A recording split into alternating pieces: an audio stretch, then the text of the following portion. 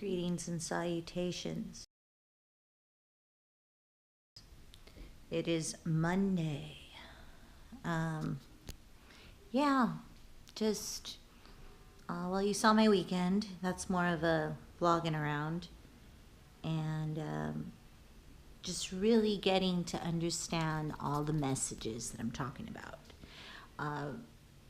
Being aware of the messages, being aware of God talking to you, or Goddess, or whoever your God is, you know, the universe. I'm going to start doing a little more of that because it seems like the messages are constantly telling me, which is God, or whoever, right? The universe, God, whoever your God is probably a lot like mine.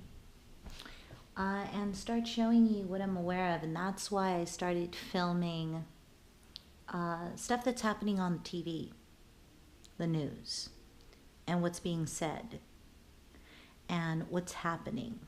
That you look at and you realize, how is that very similar to what's happening here in real life, in my own life, in the characters in my movie, right? As Yogananda said. So if you look at that and you see the similarities of why it's so important to try to have somebody who has mental problems or Stockholm syndrome or narcissism, right?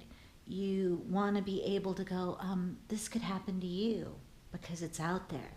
And everybody who is saying it's you, right? The ones who are saying it's you. Those are the people that need to get, look, this is where it could go. The news. A week ago, investigators say Ishnar Marie Lopez hired Rivera and his girlfriend, Gloria Ann Marie Quinones Montes, to kill a woman she considered a romantic rival. The suspects tracked down the intended victim to this Ross store near Kissimmee, Florida last Sunday. But they followed and grabbed the wrong woman, 42-year-old Janice Zegondita Torres. She did not know these people. She was not involved with these people. When they realized their mistake, police say they killed Torres anyway, beating her unconscious, bounding her with zip ties, and suffocating her with garbage bags. Police found Torres' body more than 80 miles away. They arrested Lopez when she tried to use the victim's ATM card. She then implicated the other two suspects, all three later confessing to the crime. But this woman lost her life for no reason. This mother, this wife, this daughter, for no reason at all. Her family now left behind to grapple with a senseless loss. You know, so that's what the message is I'm going to start to bring out a little more, because I think this is helping me, and I know this is starting to help others. Thank you to the tweeters that are reposting this, because it's something that we really do need to be aware of and understand that these examples are why, if we don't start to recognize them, that we're going to, well, this is how it can go, you know, like the whole Hawaii thing. Soboroff happened to be inside the command center at the Hawaii Emergency Management Agency just hours before the false alert was issued. He has our report tonight from Honolulu. It was pandemonium in paradise after that alert was sent to phones throughout the state and broadcast on television. A missile may impact on land or sea within minutes. Shocked tourists and locals, worried they were minutes away from nuclear annihilation. The hotel staff came and told my parents, seek shelter, you only have 12 minutes. It's hard to stay calm when you don't know what's happening. Families huddled in their closet during and after the alert went out, staying closely glued to their cell phones. People are hiding in the H3 tunnel. People are running to the mountains with their families. Today, members of Congress are demanding answers on why it took 38 minutes for a correction to be texted out. Twice the time it would take for a missile to reach Hawaii from North Korea. Those responsible for this happening need to be held accountable and making sure that this cannot happen again. Hawaii scare, okay? It's like, seriously, that's, oh, sweetie, Because my sweetie pie is wanting a little attention. This is sweetie pie. This is my Fifi Le Few. Athena's kitty. Mm-hmm. She's so cute. So we really want to understand it, and this is the way, what the messages that you got to learn to look out for and really be truthful of what you're getting out of it. What's the message you're getting out of what you see or what you read, you know, or flip a book open like I did on the last one with my art journaling. So yeah, so that's where it's at. I tore some ligaments all down this way when I fell off a bike about 7 years ago. Yeah. And the doctor had told me back then, oh yeah, it's going to go away, but when you get older, you're going to feel it. I feel it. I really feel it. So this whole side is just like, it was in pain. So I took some medicine, and today I took some CBD because I noticed there's naproxen, that's, you know, another thing that fucks up your liver, and then there's CBD. And so today I tried the CBD before I tried the naproxen, because the naproxen just makes me all sleepy and disconnected head feeling. And it has the same efficacy as naproxen. So, but I'm not sleepy. So I just want to say, you know, everybody getting all weird about cannabis or judging me and my lovely family. I'd rather be not killing my liver. That's just my opinion. But I'm showing you. How's it going? Dave is doing the deal. There's Dave working, as always. And he's putting the siding up on the tower. This is the tower, everyone.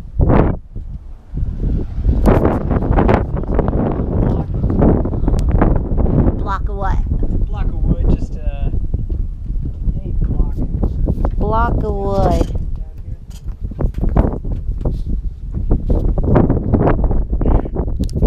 Well, there's a block of wood right there.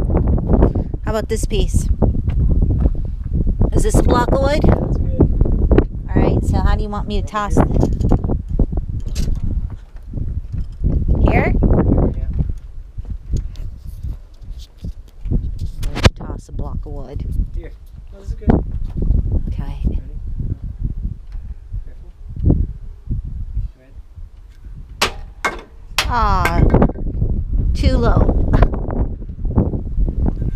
Too low. It's like baseball. That's though, really soft. Oh, You know what? here, let me do it.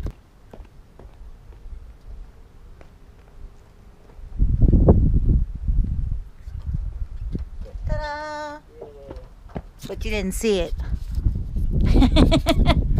I'm pretty sure you did. But there's Dave.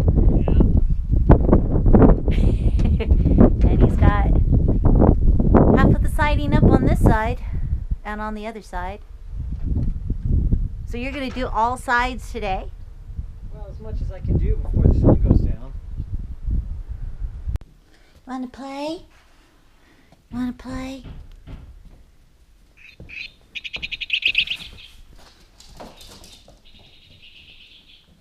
So Dave tells me, you know, check out my work to level it out to the house there.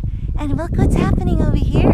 Friend who said Trump got rid of chemtrails. What the fuck is that? Huh? What the fuck is that? I got chem right over my house. No wonder why I'm fucking insane. What the fuck? And now I look good chemtrails.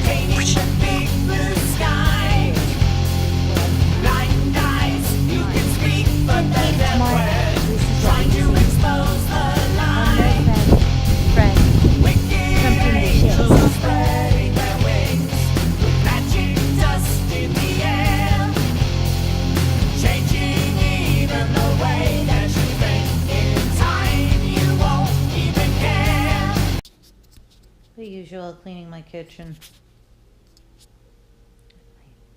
Fuzzy face. She likes to be on my shoulders. She's a really funny cat. I don't know how we're gonna do it, how big she's gonna get, but I hope she'll still be able to do this. Oh. Dina, look it. She's really fun and cute, just like you thought. Anyway, it's just been a chill time right now. I'm just, you know, trying to not hurt. So far, so good. And I'm about to edit the weekend. So, what is it? Happy Martin Luther King's Day, MLK. He was an amazing man, an amazing sage. I mean, talk about one of the sages. He's definitely one of them. Ouch. So yes, it's a celebration today, definitely.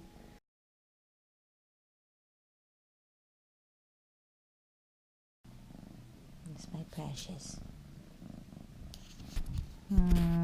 Just feeling lonely. Greetings and salutations. I know my hair is up like this again. I'm in my dirty shirt.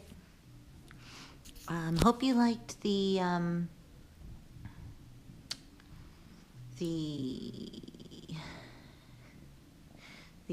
Saturday and my weekend vlog. That was me vlogging around, so that's not a vlog diary, so I didn't label it such. Yeah, I just talked maybe a little bit on the awareness, awakening, and all that. But I'll bring that in on the vlog diary, that part, when I go into what my dream was, because I really do want to tell you that. I want to sit down to tell you that one. Yeah, so Monday wasn't a big deal. You know, it was Martin Luther King's birthday. Not that that isn't a big deal. That is ultimate, grandiose big deal. But people were off from work, so I was in the market, and they put bright lights now in the Vons that I go to. It used to be dim, I guess, because people were ripping off, you know, a lot of kleptos, and they rip off the booze. You could tell that people get busted a lot. I've seen people get caught stealing booze and stuff like that. Anyway, so it's bright now, so you could see everybody's faces. And being that I'm a modified person, the one thing that modified people will tell you, modified being nose rings, piercings on the face, big ears, you know, they always say, and you'll look at this on YouTube videos of people who stretch their ears, they always say, if you can't handle the staring and the freaking and all that, you shouldn't be doing this, right? This was the first time that I actually was aware of how people were looking at me. And yeah, maybe because I'm an older woman, it's even more relevant, you know, you know, but it was interesting, you know, because I just looked at everyone like, okay, and I'd laugh, you know, just kind of giggle, like, okay. You know, I'm already a strange person. I didn't need any of this to stand out and look like something from another planet. I just always have been. I've always been the outcast. So it didn't bother me when I started doing this stuff to myself that people were going to be staring at me anyway, because people already did that without this. So it was nothing, but it's just funny how people, you know, if I could catch that and show you, it'd be awesome. I'm going to attempt to try one of these days. Anyway, so didn't really vlog that. I just wasn't in the mood to vlog in the market, and you guys seen that many a times. Not that, you know, I wouldn't do it, but you know, I just wasn't in the mood to vlog in the market. So so yeah, so that was a short one on Monday of me vlogging. Finishing the house, as you could see, the guys are out there again. Dave has now got the guy up doing to work again. And our owl situation, we're just going to ride out our owl lease situation because they're babies, so they still live in there. And I don't want, the guy who's helping work is like, why don't you just shut the windows and forget about it when they get out? Well, that's traumatic for babies, that aren't used to being out. I'm not going to do that to the owls. It's not their fault. The mother and parents discovered this because it was a big open whole box there for the last 5 years. So it's not their fault. So I want to make sure that we let them transition correctly, and then we'll close the windows. We're going to make them an owl house this week, I'm hoping, or the next couple, so that they can know that here's your house and they can be in there as opposed to in the tower. Because we are going to finish that and make it a stairway like we were supposed to have in there. So, not much going on. I mean, today I'm going to be going, like I said, this little gal, she's going to be getting her, she's going to get her fixins and a microchip tomorrow. So I got to get her a good carrying case because this is the one they gave me. And they're taking all the litter of where she came from and doing them at the same time. It's a rescue. And I'm afraid they're going to give me the wrong cat because I love her so much. I mean, how do you do a whole litter of kitties that, they look alike? So I want to make sure that she's not, that she's not, that I'm not switched off because I love her so much. She's such a cutie. So, so I need to go get her some stuff for her day tomorrow. All right, so the deal here is I'm over here at In-N-Out getting the guys some, they're guys. So basically with my dream that I had the other night on last Friday. This was after, I finally accepted everything and what was going on about my daughter and her situation and accepting it. And at this point, it was, really settled in, and I settled into it. And then that night, I had a dream. And my cat, she comes to me at about 3 o'clock every night. She just comes over to Dave and I, and she'll start purring, and she'll start being right here in my chest, and she'll start, purring at me and trying to wake me up. So I'll always get her and I'll hold her and I'll giggle and I'll tell her how much I love her, and then I'll fall asleep with her. Well, this kitty is just so magical. She was in my dream, and I started dreaming, I was at our property, and we've always wanted to do mini festivals or gatherings there because we've got a big enough property to do that. And so all of a sudden it was that, and certain people were there that I knew, and my daughter was there too, and I was talking to my granddaughter Athena, and I had the cat with me. And because I saw dogs around, I said, I gotta go. There's dogs around here, they're gonna kill my cat.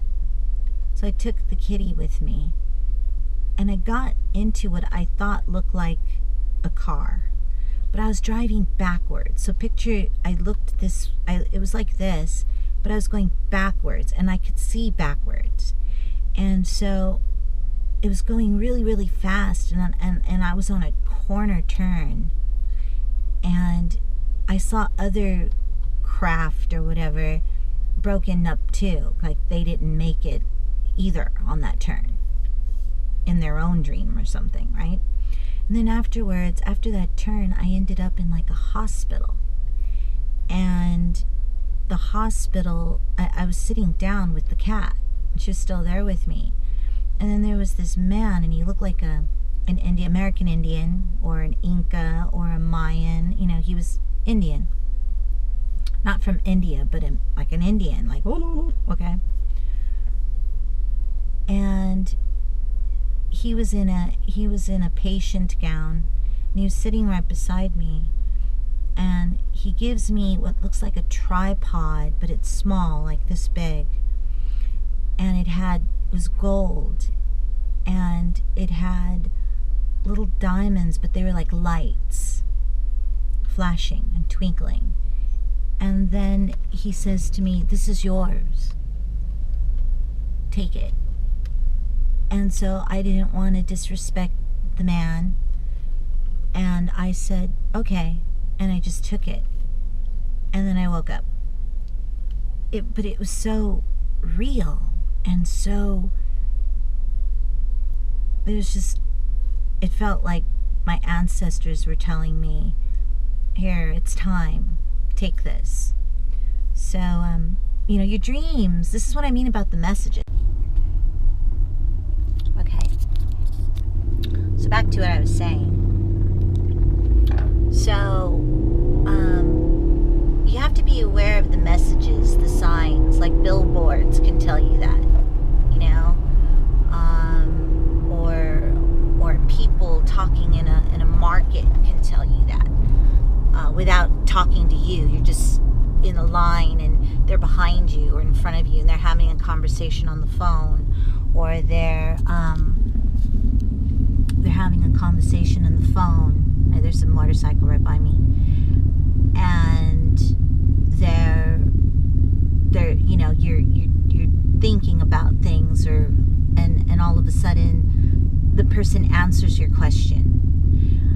There's this book called Celestine Prophecies. It used to be the big deal. It was like popular and foofy. But one thing that it spoke of was how there's synchronicity and how everything's a message. So I truly believe that. That's the way God talks to you. You know, God lives in you, but we're all looking for God to talk to us and tell us everything's okay. But the universe, God, whatever this mass energy is, consciousness, tells you that, you know, it talks to you every day. You just have to be aware and notice the messages. Because if you don't notice the messages, you're never going to know. So that's basically what's been happening, is I've been very aware of the signs and the messages, because I've got no one to talk to except you guys about what I'm going through, and that's why I do this and vlog this, and I've been doing it every day since the new year, because I want to make sure that we understand that we're all feeling it. And when you're feeling like shit and you got no one to turn to, because everyone's, oh, it's you, the constant, it's you. Nobody likes you. Nobody likes you because you're shit. Nobody likes you because you're this. Nobody, you know, it's not that. People don't like you because there's obviously something about you that's there's something about you. I'm not a bad person. I've never hurt people very badly. I've never stole from anyone. You know, I've never done anything bad to anyone, only to myself, and that was what labels me, because my mother would go and just tell all this shit to my family, and they would judge me based on what my mother said. So I'm labeled because my mother just constantly wanted to say, oh yeah, she's shit, she's this, she's that. But in reality, you know, my mother just wanted a punching bag, and I was it. And I don't know, is it jealousy? I don't know. You know, I don't know what it is, but it's not cool to not dig your kid and use them as your punching bag, you know? You don't bring kids in the world for that. But then again, My mother didn't bring me in the world because she wanted me. She brought me into the world to keep a man. And, there are women like that. And I was that. My father didn't want kids. He was very young, he was 18 years old. You know what 18-year-old wants a kid? And especially a guy, a rich guy from Thailand, very good-looking guy who didn't need to marry a woman. He could have had anybody, and he did have anybody, and so when you look at how my mother was and who I was, and she still lost her husband anyway, she still lost her husband. So what good was I? What was I good for? Except to hold as a carrot. But what she didn't realize is he didn't even want the carrot. My father was just like, whatever, and rightfully so. I mean, I don't blame my father for abandoning me. If that, I'm using a word that's extreme. I didn't see it that way. I don't see it that way. I believe my mother just manipulated a guy, and he didn't want that. And I don't know if he was an alcoholic before he met my mom, but I do know that he was one when I existed. And I remember seeing that alcoholism. And I guess that's the pattern that I'm seeing in my own daughter. She had her daughter, her first daughter, for her to keep her guy from his truth. I'll say that. I'm going to be doing a pantheon, and I'll get more deep if you want to know exactly the details of what I'm going through. I can't put it on to the world, obviously, because there's other people involved, but I could write a book about it, and I could tell you on a pantheon thing. For those of you who have been through everything from abuse to molestation to being gay, cover-ups of that sort, cover-ups of molestations. This has all happened in my family, everybody. If I could even get the people who are involved, who've experienced these things and had to keep it hush-hush for, their own, family's sake, because they had to, I would love to have interviews with them and show you what they were going through and how they got through it and what they're feeling today, because these things have to come out, everybody. We're not alone, and people want to say we're crazy and hop us up on psych meds, but it's really because the condition of what your family pattern puts you through. And they don't care about you. They care about the people that, they'll throw you to the wayside and you'll become this psycho freak. And I have an aunt that I was very close to. She's 3 years older than me, who that happened to. And I'd love to have her talk on behalf to tell you her story, because hers is pretty powerful. And how it affected her, how it affected her kids, the whole bit. And it's so important to get this message out, because mental illness happens because of patterns of our own family. And we need to really try to break those patterns and forgive them.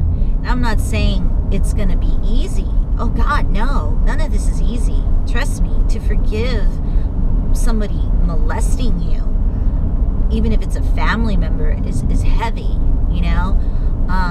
that's really heavy shit. And if I could talk to other girls who've been through this stuff or had to subject themselves to, a job that because their family, I also know a girl doing that right now to this day, who is working with her mom. Her mom has a massage parlor, and that, happy endings exist there, and she would tell me about them. So if I could get these people to come out on the Pantheon to talk about these things and how it has affected their lives as parents, even, and women who, now we're in a time where women are coming out saying, hey, this is what happened to me, and this person did that to me. I mean, with all the actors and stuff like that. But like a lot of these women are coming out to say as well, and some of these guys, it's time to forgive as well. You know, we can't be the victim. You know, we can't be a victim. You know, we have to learn not to be victimized and look at ourselves as warrior women. You know, the Joan of Arcs, the Mary Magdalenes, the Virgin Marys, you know, Nankwa, Yoshinanda, Buddha's wife, you know. We need to see ourselves as such, like that, because these women went through a lot of pain as well, and they got through it, and they are saints for this reason, you know. They've survived a lot. So this is what it's about, and that's what I want to come out and tell you all, is that it's about healing. It's about understanding that you're not alone. You're not the only one. I know I'm not the only one that my family wants to sit there and say, oh, it's you. It's you. You're a fucked up bitch. No one likes you. You think you're all that. You think that your shit don't say, and you know, no, that's not it. I just choose not to cover up shit. I just choose to be honest and truthful. And people can't handle the truth. They're about, no, hide the truth. Fuck you. Positively bad. Positively bad. Bad, bad, bad, bad, bad. Bad, bad, bad, bad. Bad. Extremely bad. Oh my God, bad. So we went to Petco. So we're at Petco, and we're getting stuff for Fief because she goes in tomorrow. So here's all the carriers. This one is like for a dog. They ran out of the small ones. I'm gonna get her one of these. One of these little doodads. I don't know if she would like that. But she just crawls in it. Is that how this works? Yeah, some toys. I do want to get her one of these. She likes that. That one's a cheaper one. Maybe I should get her this. So they don't have any carriers. We're kind of screwed at the moment.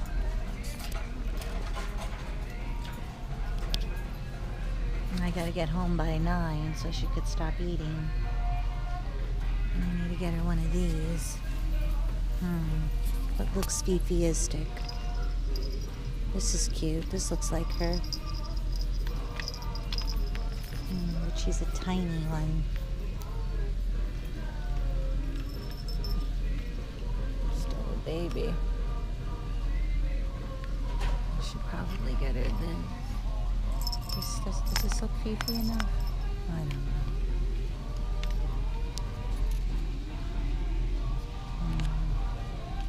This is very cute. Very Fifiistic. So now we're at this one. Wish us luck. I got some nice kitty houses. There's a friend. A magical big kitty.